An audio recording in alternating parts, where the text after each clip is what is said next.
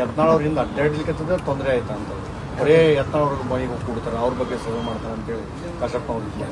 ನಾ ಏನೋ ಅವ್ರ ಕಡೆಯಿಂದ ಉಪಕಾರ ತೊಗೊಂಡಿಲ್ರಿ. ಯಾವ ಸ್ವಾಮಿಗಳು ಯಾವ ಜಗದ್ಗುರುಗಳ ಕಡೆನೂ ನಾನು ತೊಗೊಂಡಿಲ್ಲ. ಯಾವ ಜಗದ್ಗುರುಗಳು ಕಾಲು ಮುಗಿದು ನನಗೆ ಮಂತ್ರಿ ಮಾಡಿಸ್ರಪ್ಪ ಅವರ, ನಿಮಗೆ 11 ಲಕ್ಷ ರೂಪಾಯಿ ಪಾದ ಪೂಜೆ ಮಾಡ್ತೀನಿ, ಯಾವ ಸ್ವಾಮಿಗಳಿಗೆ ಹೋಗೋದಿಲ್ಲ.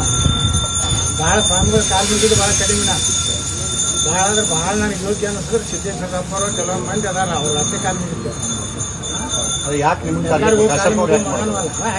ಅವೇನಾದ ನೀವು ಯಾಕಪ್ಪ ಹಿಡಿಯೋದು ಅವ್ನು ಹೈಲೈಟ್ ಮಾಡಕತ್ತೀರಿ ಗೊತ್ತಿಲ್ಲ.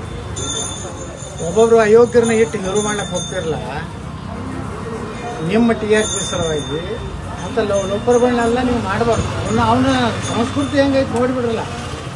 ಏನಾರೇ ಅದು ವಿಭೂತಿ ಹಚ್ಕೊಂಡಿದ್ದಕ್ಕೆ ಮರ್ಯಾದೆ ಐತೆ. ಅದು ವಿಭೂತಿ ಅಂದ್ರೆ ಅದಕ್ಕೆ ಆಯಿಲ್ ಪೇಂಟ್ ಯಾರು ಹಚ್ಕೋತಾರ? ನಾನು ಹಚ್ಕೋತೀನಿ ದಿನ ವಿಭೂತಿ. ನಾನು ಗೋಶಾಲೆದ ನಾನೇ ಸ್ವತಃ ವಿಭೂತಿ ಮಾಡಿ ನಾನು ಹಚ್ಕೋತೀನಿ. ಕಣ್ಣಿಗೆ ಕಾಣಿಸ್ಬಾರ್ದು ವಿಭೂತಿ, ಕಣ್ಣಿಗೆ ಕಾಣಿಸ್ಬಾರ್ದು. ಅದು ನಿಜವಾದ ವಿಭೂತಿ. ಕಣ್ಣಿಗೆ ಹಾಕ್ತದಲ್ಲ ಆಯಿಲ್ ಪೇಂಟ್ನಾಗ ಅದು ನಕಲಿ. ಈ ಬಸವಣ್ಣ ತತ್ತು ಕೆಲವು ಮಂದಿ ಹೇಳು ನಪ್ಪುಟ್ರದಲ್ಲ, ಅವರು ಹಂಗೆ ಸುಮ್ಮನೆ ಬಸವಣ್ಣ ಹೆಸರು ಹೇಳ್ತಾರೆ. ಮುಂಜಾನೆ ಕತ್ರಿ ಕೆಲಸ ಮಾಡ್ತಾರೆ. ಈಗ ಆದ್ರೆ ಬಸವಣ್ಣನ ಮರ್ಯಾದೆ ಕೇಳಿಲ್ಲಕತ್ತಾರೆ. ಅವರು ಬಸವಣ್ಣನ ತಗೊಂಡು ಹಿಂದೂ ಧರ್ಮಕ್ಕೆ ಬೈತಾರೆ, ಸನಾತನ ಧರ್ಮ ಬೈದು ಬಸವಣ್ಣ ತತ್ವ. ಬಸವಣ್ಣ ಎಲ್ಲರೇ ಹಿಂದೂ ಧರ್ಮಕ್ಕೆ ಬೈದಿದ್ದು ಒಂದು ವಚನ ತೋರಿಸ್ರಪ್ಪ. ಒಂದು ವಚನ ತೋರಿಸಿ ನಿಮ್ಗೆ 10 ಲಕ್ಷ ಒಂದು ಸರಕು ಕೊಡ್ತೀನಿ. ಬಸವಣ್ಣವ್ರು ಹಿಂದೂ ಧರ್ಮಕ್ಕೆ ಬೈದರು, ಸನಾತನ ಧರ್ಮಕ್ಕೂ ಬೈದರು.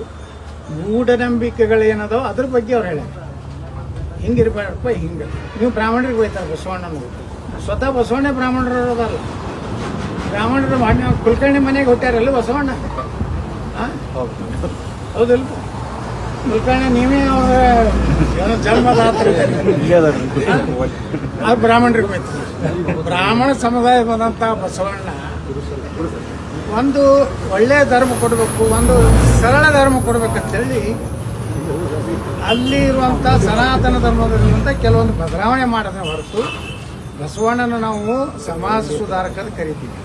ನೀವು ಒಯ್ದು ಅವ್ರನ್ನ ಒಂದು ಪೇಟೆಂಟ್ ಮಾಡ್ಕೊಂಡ್ಬಿಟ್ರಿ. ಕೆಲವೊಂದು ಮಂದಿ ಬಸವಣ್ಣ ಅಂದ್ರೆ ಅವ್ರದ್ದೇ ನಾವು ಮಾಡ್ಕೊಂಡಾರ, ಏನೇನೇನೋ ಬರೀತಾರೆ.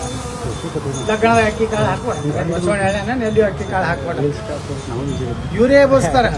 ಒಂದರೆ ತೋರ್ಸ ಒಂದು ಬಸವಣ್ಣನ ವಚನದಾಗ ಹಿಂದೂ ಧರ್ಮಕ್ಕ ಸನಾತನ ಧರ್ಮಕ್ಕ ಬೈದಿದ್ದ ಏನಾರ ಐತಿ? ಇಲ್ಲ. ಸ್ವತಃ ಬಸವಣ್ಣನೇ ಶಿವನ ಪೂಜೆ ಸಂಗಮನಾಥ ಯಾಕಂದ?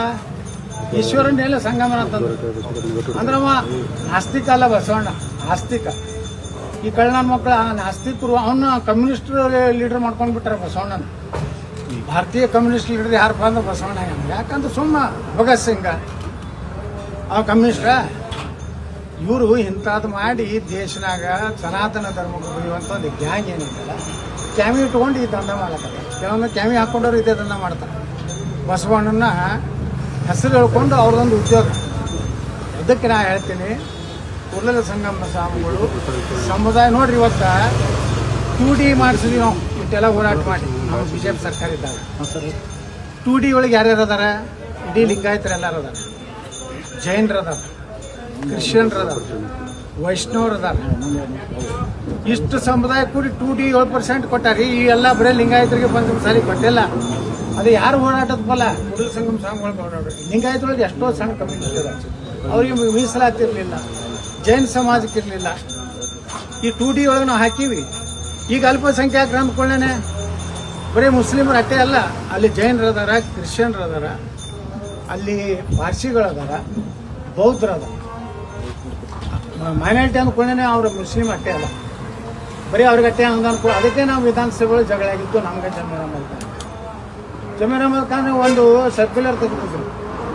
ಏನು ಎಲ್ಲ ಅಲ್ಪಸಂಖ್ಯಾತರ ಡೆವಲಪ್ಮೆಂಟ್ ಏನು ಫಂಡ್ ಐತಲ್ಲ, ಅದು 80% ಮುಸ್ಲಿಮ್ರು, 10% ಕ್ರಿಶ್ಚಿಯನ್ರು, 10% ಜೈನರು, ಸಿಖ್ರು, ಬೌದ್ಧರು, ಪಾರ್ಸಿಗಳು.